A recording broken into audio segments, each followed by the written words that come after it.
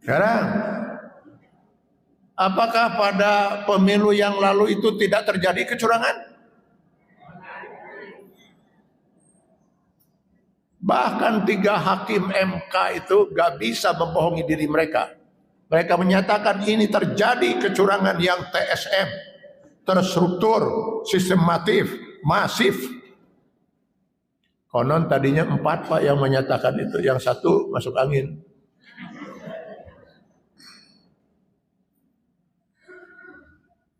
Kenapa para ulama diam?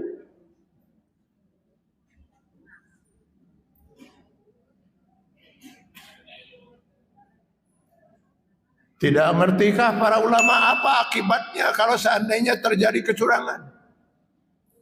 Tidak pernahkah kita membaca wailul lil mutaffifin? Piraku, masa?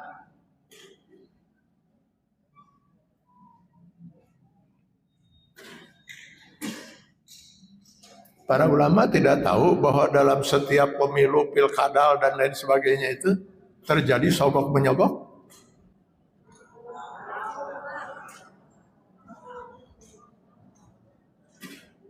Nggak tahu.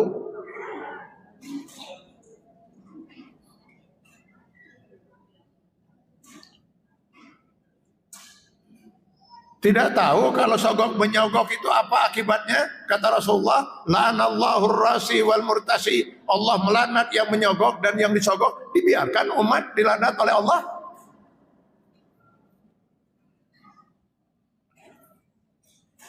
Atau jangan-jangan ulamanya juga kena sogok? Jangan-jangan ya. Ya karena ada, kita lihat di TV juga waktu itu yang disogok miliar itu kan.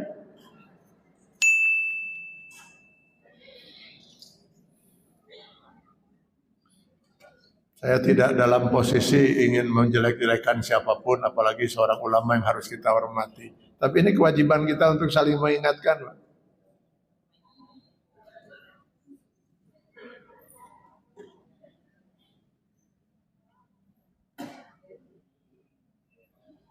Nah sekarang kita lihat yang baru saja kita jalankan itu pilkada.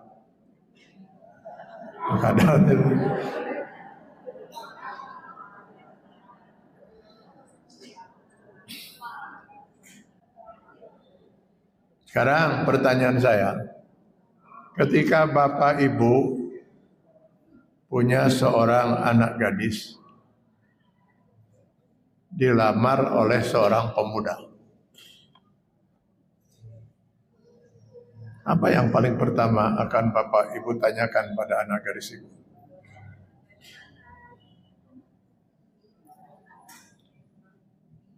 Apa agama pria itu? Itu kan?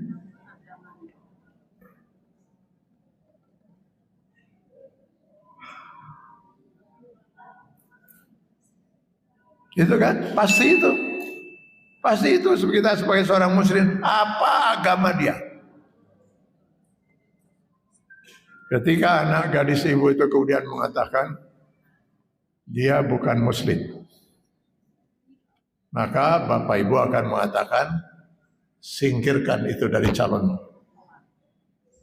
Tidak akan pernah kami sebagai orang tua menyerahkan kamu pada seorang pria untuk memimpin kamu, sementara dia bukan seorang muslim. Kan bakal begitu.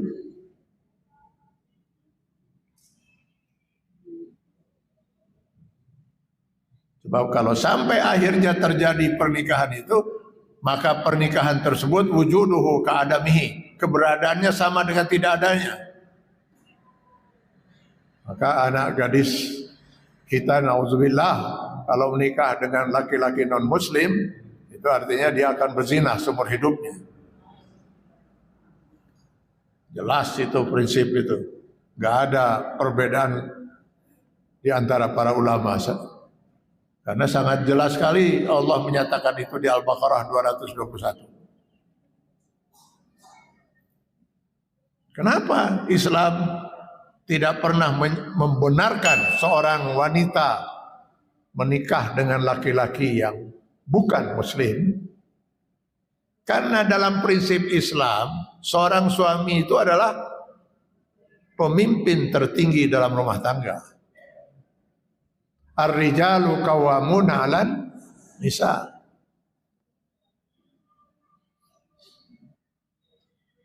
Bagaimana mungkin kita sebagai orang tua akan menyerahkan anak kita untuk dipimpin oleh orang kafir untuk memimpin anak kita masuk ke dalam neraka jahanam?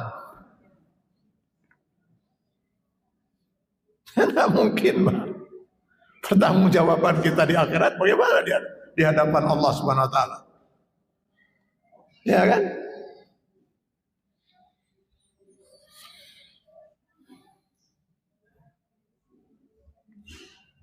Andai kata sampai itu terjadi, yang bakal celaka siapa?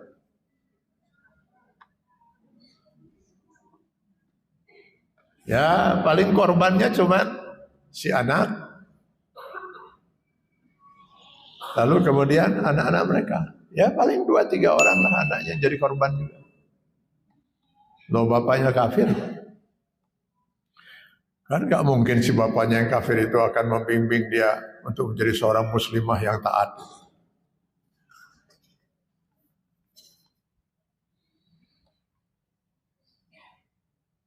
Ya tadi korbannya paling 1-2-3 orang lah. Maka harusnya kita bertanya, Pak, siapa yang mau memimpin Jawa Barat ini?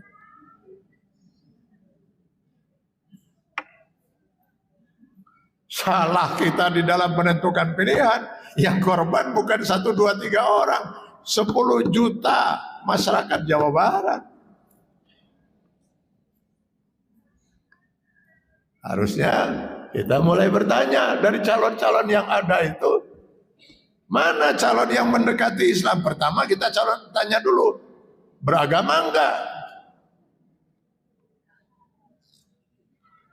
Jawa Barat itu adalah provinsi yang dikenal sebagai provinsi basis Islam. Semua orang tahu itu. Makanya semua orang yang punya niat jahat itu untuk merusak Islam dan umat Islam numpuk di Jawa Barat. Karena bagi mereka itu standar ini. Kalau Jawa Barat berhasil, maka Indonesia tinggal menunggu waktu. Aliran-aliran sesat numpuknya di Jawa Barat.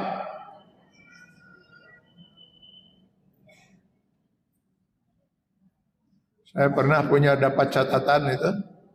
Di Jawa Barat itu tercatat ada 250 aliran sesat. Jawa Barat numpuknya.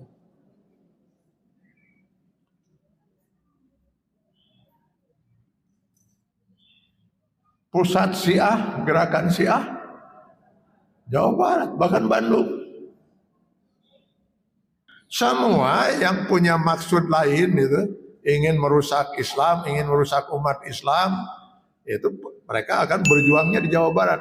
Dalam keyakinan mereka, kalau Jawa Barat berhasil, mereka sesatkan, Indonesia tinggal menunggu waktu saja.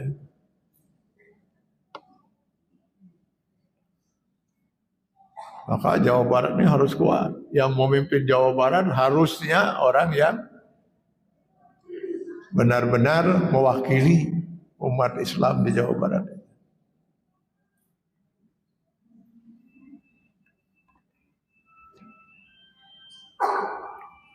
Kenapa sepi?